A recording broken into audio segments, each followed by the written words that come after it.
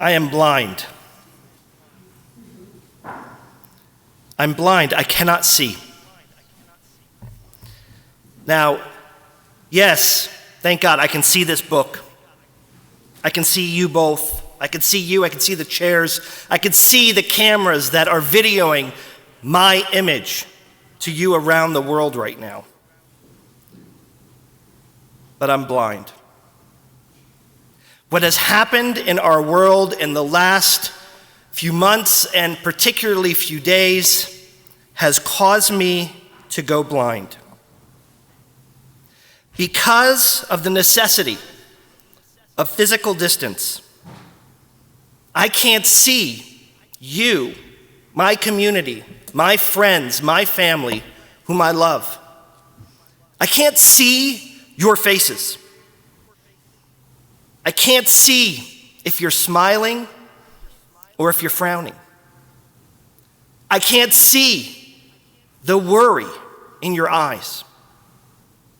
I cannot see the tears on your cheek. And I cannot decode if they are tears of sadness or of joy.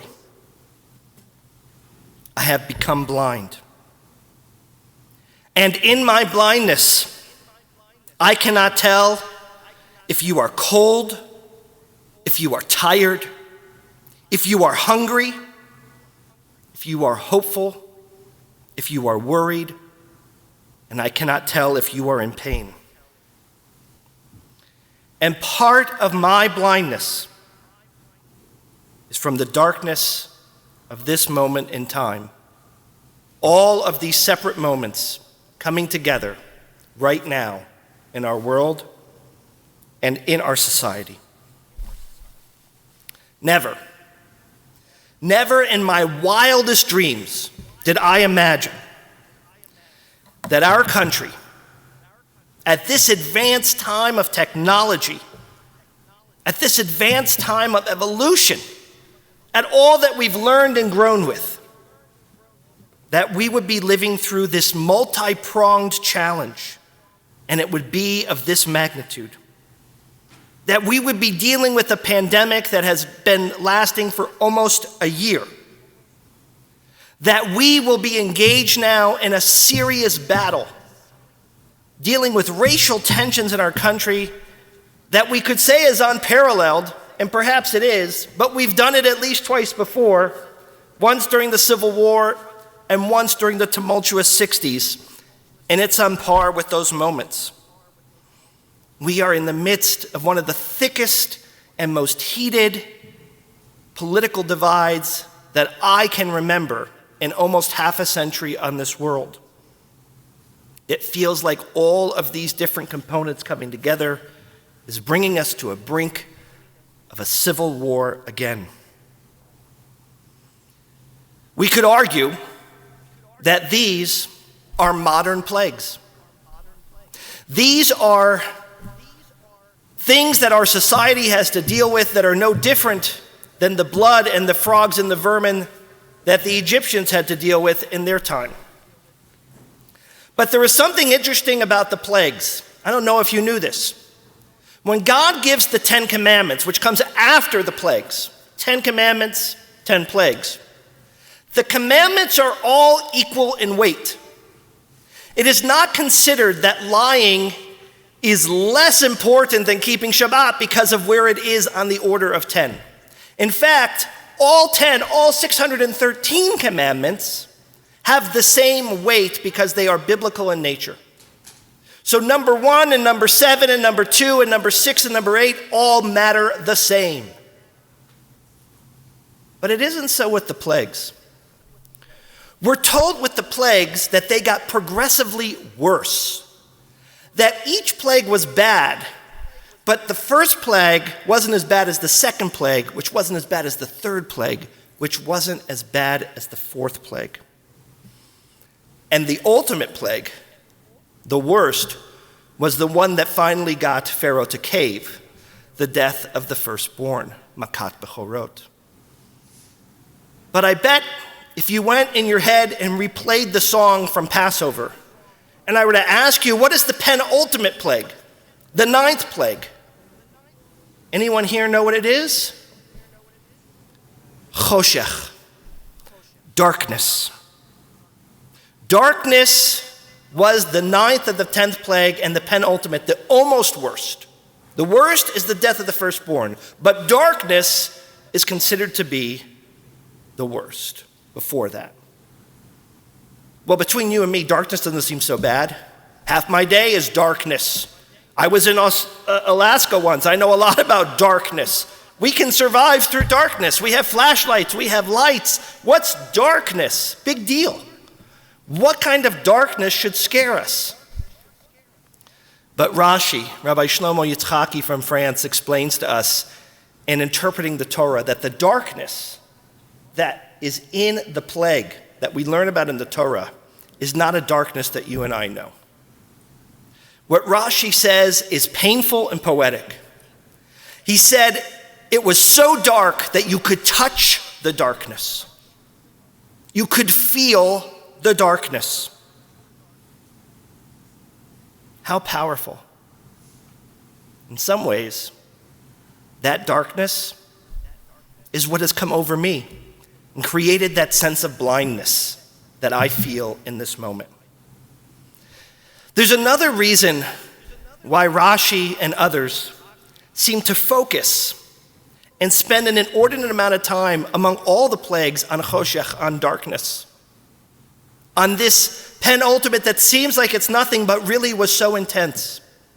Rashi says you could be standing next to your spouse, your friend, your neighbor, or someone you don't even know, and the darkness was so thick you couldn't even tell their presence. If he's writing in poetry, it could be prescient, because he could be writing about today. The second part that is worthy of note that Rashi brings up in the Midrash, in Trumat HaDeshen, which is one of the commentators of the Torah, says that what bothers them so much is that God made a brit, a covenant, a pact with humanity. And when God made the creation story, God said, there will be light and there will be darkness. Vayihi or, vayihi erev. Not in that order, actually, the other way around. Vayihi er, vayihi or. There would be night and there would be day. And from that time forward, the one constant we know is the sun continues to rise. And it's as if in this moment of darkness that God broke God's promise. That this idea the sun would rise on the morrow and there would be light to shine out and disinfect the problems of our world, or to shine so we could see our friend, our neighbor, our spouse, or even the stranger amongst us. That was a promise that God gave us. And now, according to Trumat HaDeshen, that promise was broken. My teacher and one of my mentors in life, Dr. Ismar Shorsh, the Chancellor Emeritus of the Jewish Theological Seminary, wrote about this Torah portion many years ago, that when it comes to the issue of darkness, all of us, from the age that we're little to even today, become unsettled. Most crimes that happen in the world happen in darkness. Most children fear the dark. Some still keep a nightlight or a closet light on just to give them a sense of solace. Darkness unsettles us. And because of that, we even start the evening prayer, which is where Judaism begins. All of our holidays begin at night with the words of V'hu rachum yechaper avon v'lo yashchit. But he, the compassionate one, would remove all sin and not destroy. God would again turn back his anger and would not arouse his full wrath.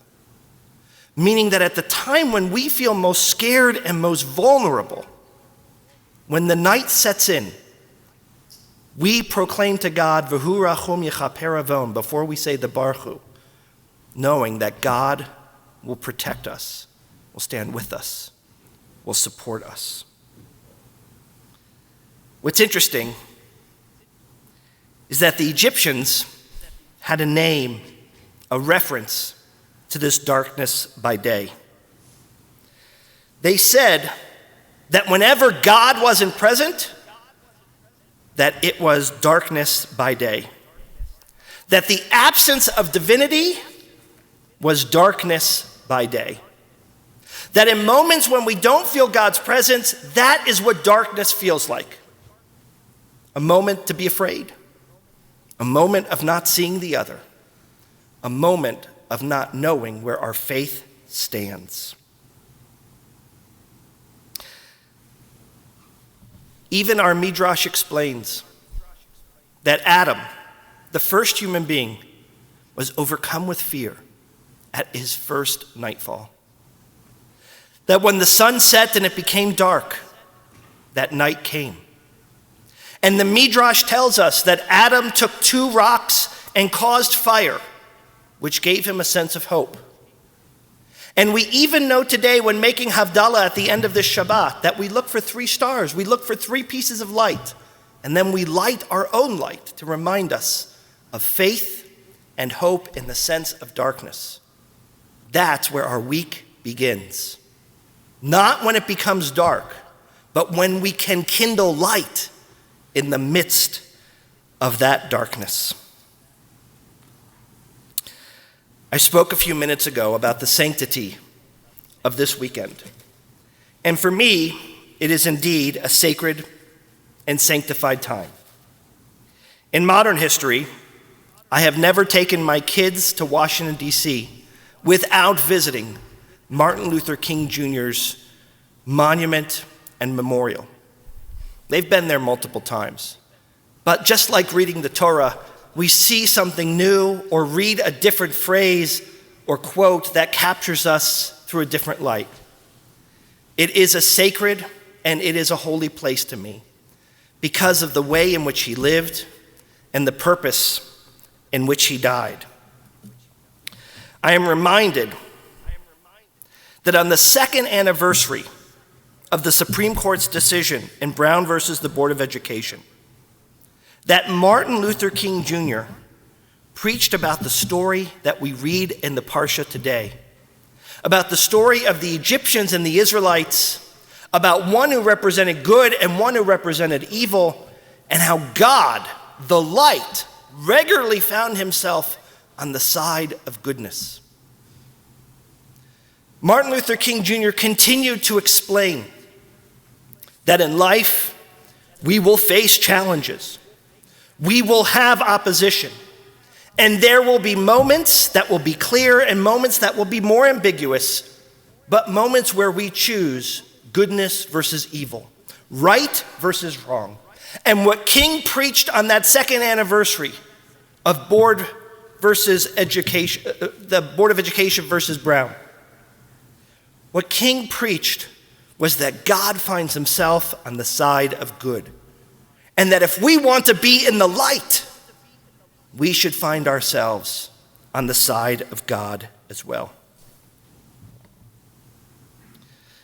Perhaps one of the most famous, well-known lines of Dr. King's is one that I would like to share and close with all of you on this Shabbat and this anniversary of his birthday and a weekend of service and memorial that we dedicate to his memory. What Dr. King said when it came to the issue of choshech, when it came to the issue of darkness, the penultimate plague, a darkness so severe and so elongated that we couldn't even see our neighbor or our spouse if they were standing next to us. King said, darkness cannot drive out darkness. Only light can drive out darkness. And he continued, hate cannot drive out hate. Only love can do that. Ladies and gentlemen, boys and girls, we are all suffering from some sense of blindness in the midst of this unprecedented darkness in our world. And we need love and we need light now more than ever. We all know where it lives. We all know where it breathes. And we all have the ability to kindle that light and to shine it in different ways. So on this Shabbat, in the midst of our darkness, on the eve of us all, God forbid, becoming blind, let us pay tribute to the memory of Martin Luther King Jr. And let us light our candles and shine the way so that we can blot out that darkness with light and we can extinguish that hate with a sense of love and kindness. What a beautiful and fitting way to remember an incredible and magnanimous man. May his memory be for a blessing, and may all of us light that match and that candle and get to work. Shabbat shalom, everyone.